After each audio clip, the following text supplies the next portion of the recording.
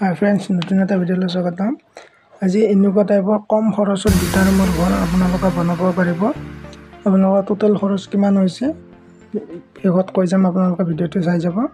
আৰু ইয়াৰ ইটা কিমান লাগিছে, বালি কিমান খৰচ হৈছে আপোনালোকক জনাই যাম, ভিডিঅ'টো শেষলৈ চাই যাব।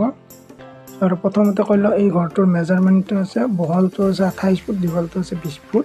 ইয়াত দুটা ৰুম, এখন বাৰাণ্ডা হয়। এই ঘৰটোৰ পিনৰ তলত যেহেতু বিম দিয়া গৈছে, পিনৰ তাৰ পৰা ওপৰৰ পৰা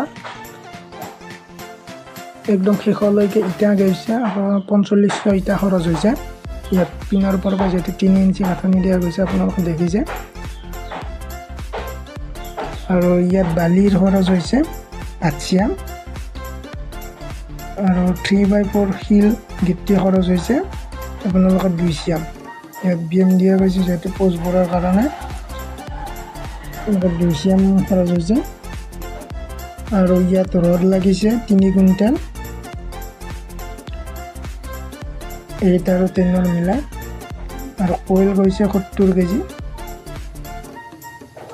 আৰু চিমেণ্ট লাগিছে 45 বেগ, এইখিনি খৰচ হৈছে।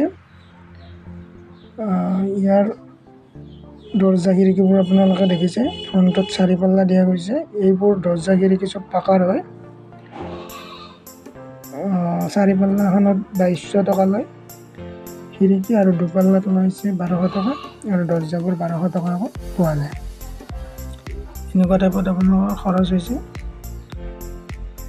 আৰু এই ঘৰটোৰ খৰচ টোটেল 2,50,000 টকা এতিয়ালৈকে খৰচ হৈছে। আপোনালোকে এনেকুৱা টাইপত দুটা ৰুম বনাব পাৰিব। আপোনালোকৰ ঘৰটো যদি ভাল লাগিছে লাইক এটা কৰিব, আৰু চেনেলটোত যে নতুন ছাবস্ক্ৰাইব কৰিব। ভিডিঅ'টো চাব।